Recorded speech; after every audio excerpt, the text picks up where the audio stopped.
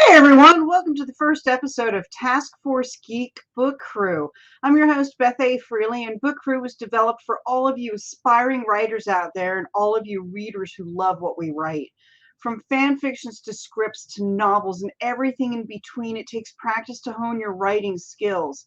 Even I, an award-winning author, still sharpens my writing skills every day that I can. Each week on Book Crew, I'm going to share with you some of the things that I've learned about writing over the years. Even though I hold a master's degree in English and creative writing, I'm still learning something new almost every day when it comes to honing my craft and sharing it with other people. To kick off this weekly podcast, I'm going to go over the art of writing a novel. Honestly, it's not as hard as it seems. Yeah, during the three novels that I wrote, I probably whined a little bit or fought some really bad writer's block until I was actually able to get past it and get pen on paper and push through and get the novel going. But honestly, it's not that hard to write a novel. Really, all it takes to get started is an idea, an active imagination, and the courage to put pen to paper. So let's get started and let's talk about the art of writing a novel. So, as you can see, it's really kind of fun when you think about it. Writing a novel, being an author, getting your name and your story idea out there to share with other people. But how do you write a novel? Well, sometimes you just have to jump in with both feet and start writing. Putting pen to paper, or in most of our cases nowadays, fingers to keyboard, can seem like a really daunting task. You have an idea, you want to share it with the world and let your imagination run wild, except you have no idea where to start or what to do. It doesn't matter if you're writing a romance novel or a sci-fi saga. As authors, we all start in the same place. Honestly, writing a novel is not as complicated as it seems. Now, don't get discouraged. Let's take a look at what goes into doing this.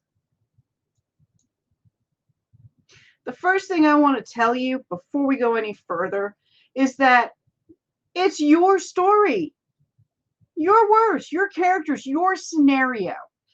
You're going to read and hear about a lot of things you're not supposed to do when writing a novel. You'll have people tell you that your novel must fit some prescribed formula, like you can't have two romances in a romance novel. Or you need to show, don't tell. Sometimes you have to tell instead of show. Or actually, my personal favorite, don't use adverbs. Man, you take adverbs out of your writing, you are losing out. So the best place to start your writing is at the beginning. No, this doesn't mean that you have to write your book in a linear timeline. The beginning means starting with an idea. It means jotting down your idea, fleshing it out, getting it on paper. It doesn't have to be perfect. You just need to start writing. Say you have an idea, but you need something more, or you have no ideas at all.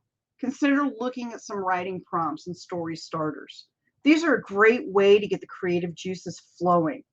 You can use them for short stories or novels, poems, fan fiction, doesn't matter.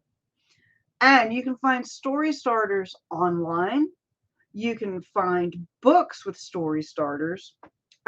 Look up an author by the name of Robin Woods on Amazon. She's got a fantastic series of story starters that I love to use if I have an idea and I just need to get a little more to get it going.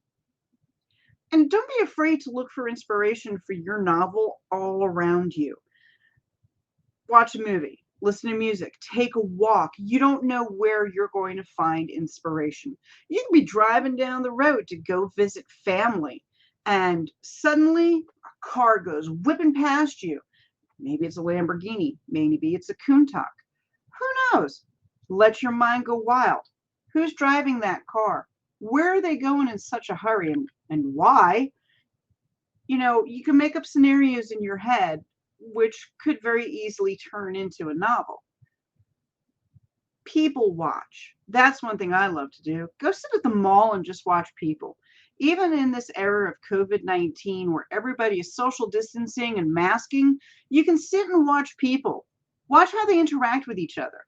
How are they wearing their masks in this COVID-19 age? Do they have it over their nose? Do they have it below their nose? Do they take it off when they talk to another person? Just watch what people do around you. Sometimes that's enough to get character ideas and inspiration for a book that you may not have been expecting.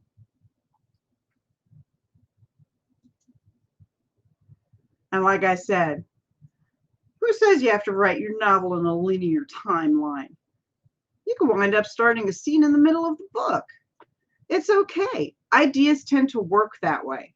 Writing doesn't always have to be done in a linear fashion. As a matter of fact, working on a scene from the middle or the end of your novel can actually help you get your novel done. It can spark ideas that you didn't expect, especially if the book starts at the end. Professionals will do this, I myself included, to help break a really bad writer's block. When I first started writing my third novel, The Lock, the very last scene of the book was the one I wrote first. It was inspired by an audiobook recording of Christopher Marlowe's The Shepherd to His Love and a song by Maroon 5, Kiss Me. The scene just unraveled in my head from this little ball into a straight line of what happens and how the book resolves. I knew exactly where the book was going to end, and that actually helped me write everything up to that point. Don't be afraid to start your book in the middle or the end or the beginning. It doesn't matter where you start your book. What matters is getting your idea on paper and getting something to work with. So should you outline or not outline? Well, there's a couple of different theories about this. Outlining your novel is one way to keep your momentum going. You could take the idea you came up with and plot it out in a linear fashion if you want. Or again, if you've started your novel in the middle of the book or the end of the book, you can still take an old-fashioned outline and flesh out everything that happened before, everything that happens after. There's no right way of outlining or not outlining your book. Honestly, there's a gazillion ways to outline a novel. Some people use sticky notes that they can move around on a whiteboard or a desk. Some people use index cards. Some people use the old-fashioned method we were taught in high school, just like I mentioned. No matter how you use it, you can use your outline to plot out your major plot points and use those as starting points for your story. From there, you can flesh out what happens in each plot point. This helps you keep your outlining and your novel plotting in manageable chunks. See, this is where a lot of people find the task of writing a novel daunting. They think that they have to have the whole thing done, outlined, ready to go immediately. If you take an outline and you just get your major plot points, you have something to start with, and you can flesh it out. You can take the first 3 chapters of the book and write them comfortably without worrying about what's going to happen in the next 3 if you know what your major plot points are. Plus, if you outline your book in using sticky notes or index cards, it makes it easier to reorganize your story as you develop it. Sometimes a plot point that you think will happen in chapter 2 actually is better in chapter 4. So being able to move your outline around, even a traditional outline, which you can cut and paste on a computer screen, makes it easier for you to plot out your novel. So you probably see I got something on the screen here that says plotter and panster. These are the 2 types of outliners that are typical in the writing community. A plotter is someone who loves to delve into the meat of the story and prepare a detailed outline. Every little thing written down, every little thing on an index card, your major plot point, what happens in that section in that area. If you like to go into that kind of granular detail for anything that you write, whether it's an essay, a novel, a short story, and you plot it out, you're a plotter.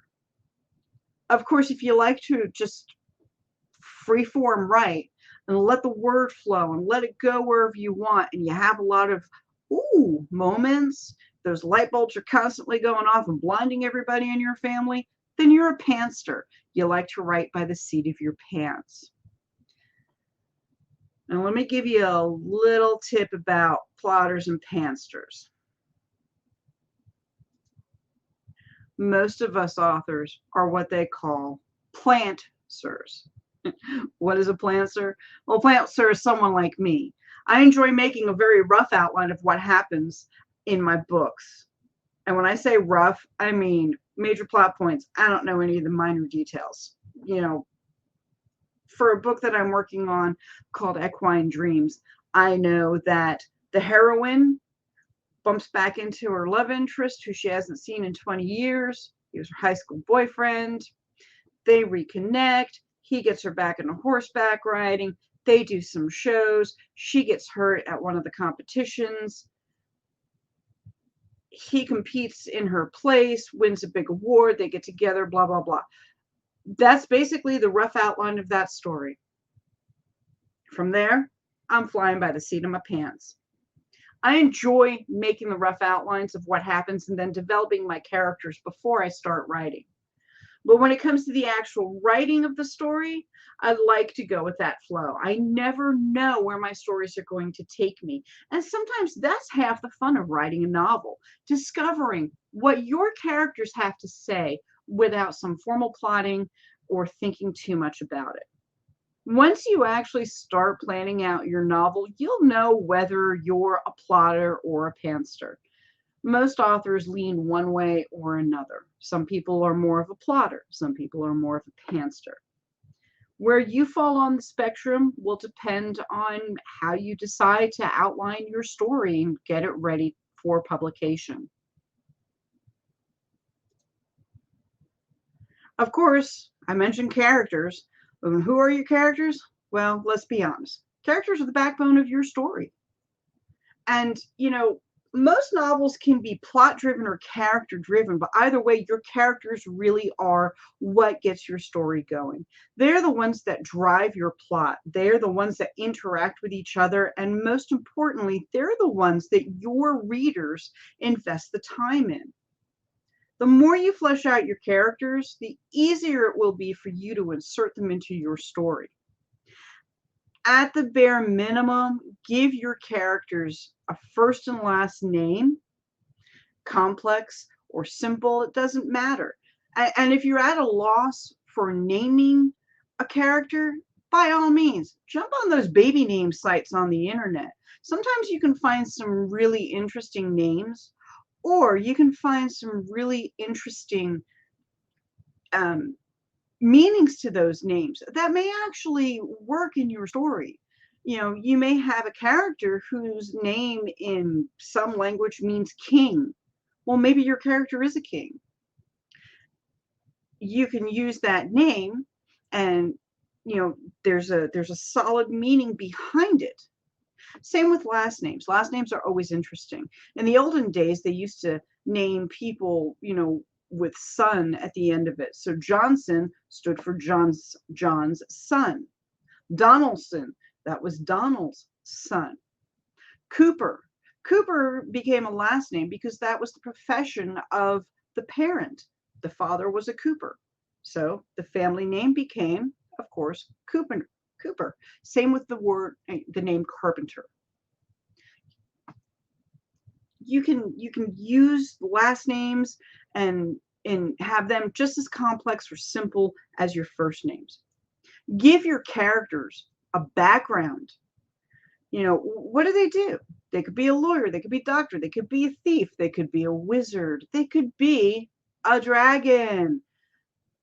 The background of your character is only limited by your imagination. Just make sure that when you are working on their background, you explore what makes them who they are, what makes them tick, what drives them, what they want in life. And at the bare minimum, give them a purpose.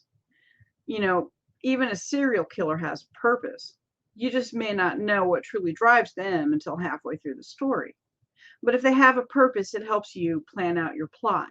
And it makes your novel more interesting and a fuller story to share with your readers.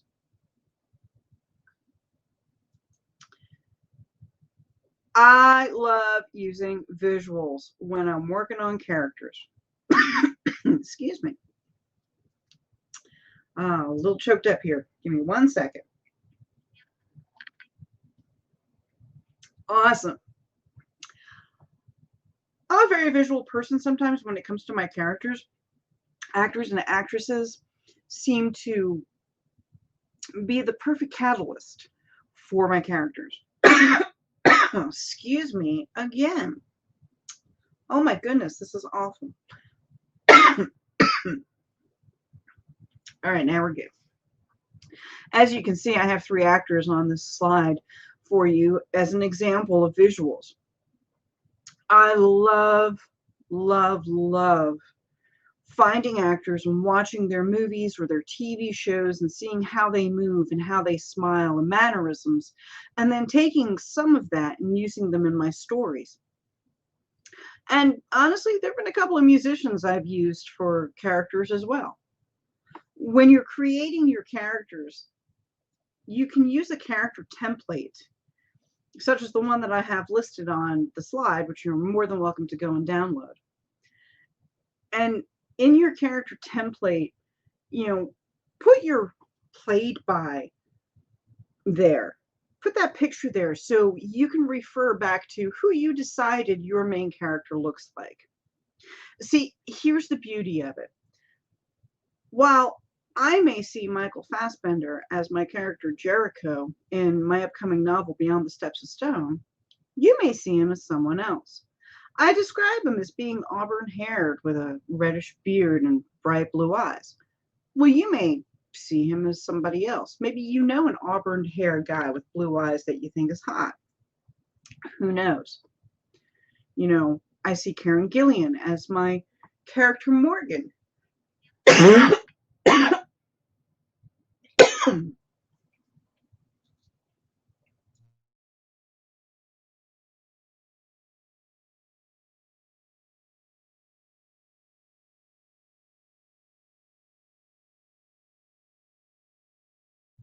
Sorry about that. Apparently my allergies are acting up tonight. Anyway, as I was saying, I see Karen Gillian as my character Morgan. You may see some other red-haired actress, maybe Rose Leslie from Game of Thrones. Every person sees their character differently. Every reader sees a character they read about differently. It all has to do with the power of your words. Visual aids are for you, the writer, to help you describe your character's mannerisms and looks, their smile, their dimples. Who knows? How you see your character makes it easier for you to describe them to your audience, to your reader. It's up to your reader to see the character they want to see. And for the record, that last guy in the picture is Ben Browder. He's my bad guy.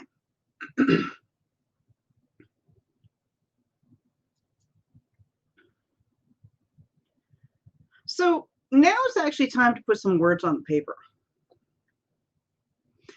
You've got your outline ready. You have your basic story in your mind. So now it's actually time to start writing it. Getting your story on paper or on the computer screen really is the next step to writing your novel. Like I said, you've got your outline. You have a good grasp of who your characters are. You have a plot. There's absolutely nothing stopping you other than the time to sit down and do it. You just have to start writing. Is there a little bit of fear in there? Could a little bit of fear be causing you to pause? Yes. And that's okay. Writing that first sentence takes a lot out of you. But if you're prepared with your outline, you're good to go. Your rough draft, the first draft of your novel, is always the hardest to write. Don't worry about editing it. Don't worry about if you have plot holes or if your characters aren't meshing. Just get the story down. This is your foundation.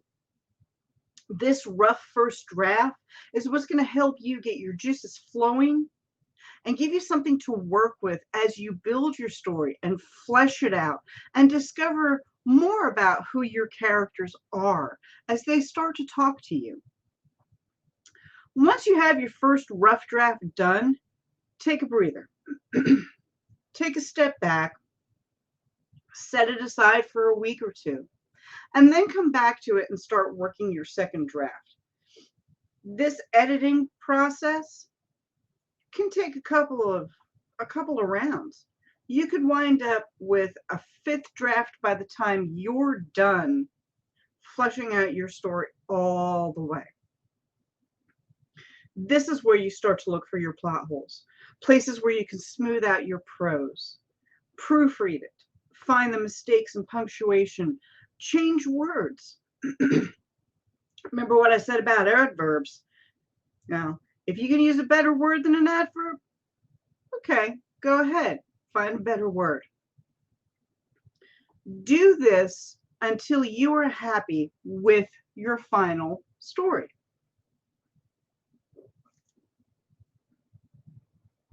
You have all the time in the world to work out the kinks of your novel. Unless you have been contracted with a publisher or an agent and you are on a deadline, there is no rush. You can edit your book as many times as you want. You can take 7 years to write your book if you want, as long as you're writing it, as long as you're working on it. If you want to be a novelist, you have to work on it. But you also have to, well, edit, and edit again. You are probably so sick of reading your own book right now that you want to burn it, that you don't ever want to see it again, that you want to chuck it in the garbage and just be like, I'm done. I'm never doing this again. I'm not going to be an author. Don't do that. This is why we have friends, family, beta readers, and editors. Really, they are your friends. These are the people that are going to help you. Ask your friends, your family, your beta readers, Romans, countrymen, someone you trust to read your novel one more time. Because they're going to be the ones that catch the mistakes you have made and have missed because you've read your book so many times you could probably recite it in your sleep. They're going to offer you advice on what they think does or does not work in your book. Now, take all of this with a grain of salt. Remember what I said in the beginning. This is your book, your story. You ultimately don't have to take any of their comments or any of their suggestions, unless, of course, it's grammatical or punctuation suggestions, and use them in your book. You don't have to. It's your book. Let me give you an example. When my best friend Miriam and I were writing The Legend of Captain St. Pierre, we wrote it as a story of twin sisters who were trying to get out from under their benefactor. They didn't want to perpetuate the legend of their father any further. The one sister, Bronwyn St. Pierre, she had the main chunk of the story. She had the main love interest in the story because it's a romance. When our editor read it, she asked us, well, she told us that we needed to diminish the role of Bronwyn's twin sister, Igraine St. Pierre, and completely remove her love story from it. Well, needless to say, Miriam and I dug in our heels. You want to know why? Because the story didn't work if we diminished Igraine's role. Did we diminish Igraine's love story? No, not really. Because ultimately, it's Igraine is the one who winds up getting married at the end of the book.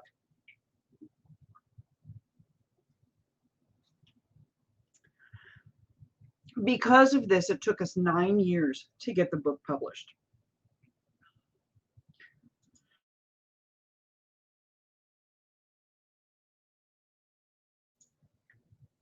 Think about that for a minute. 9 years. Because it was our story. We didn't want to change it. We didn't want it to necessarily fit into some prescribed formula.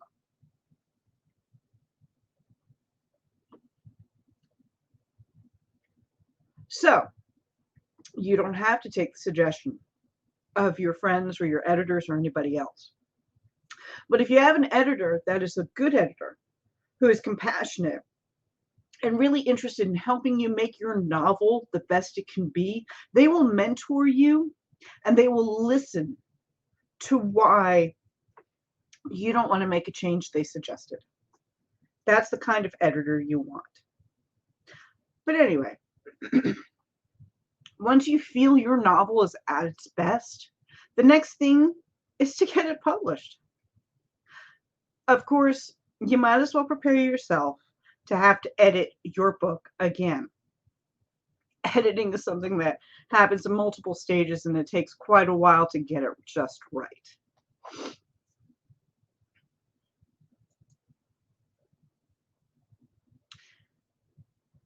Really, as you can see, there's just some basic steps to writing a novel. The biggest thing is you need to just get over the fear of writing a novel. To be honest, it actually is that easy. Start with an idea. Get yourself an outline. Flesh out your characters. Don't let peanut butter sit on your keyboard. Get used to seeing her. And start writing. Some people find it easier to write using a good old-fashioned pen and notebook. Some people like to write on their phone. Some people like to write on their computer. I've done all three. I carry a notebook everywhere with me so that when the idea does strike me, I can jot it down and flesh it out into a full-blown novel later. The best thing for you to do is just to start. Get the idea down. Get your story down. Get that first draft out there. Don't worry about it if it's perfect or not. It's not going to be. It's going to take some work to get it exactly the way you want it. But enjoy the process. Enjoy learning who your characters are, because they will surprise you. In the middle of the night, you will wake up going, oh, he wants to do that in the story. It'll happen. Trust me, your characters will surprise you. Next week, my co-author Miriam is going to join me, and we're going to talk about some books that have been made into movies that didn't quite work the way they should have. So it ought to be an interesting conversation. Until then, keep writing, and I look forward to reading your next novel. Take care. This is Beth A for the Task Force Geek Book Crew.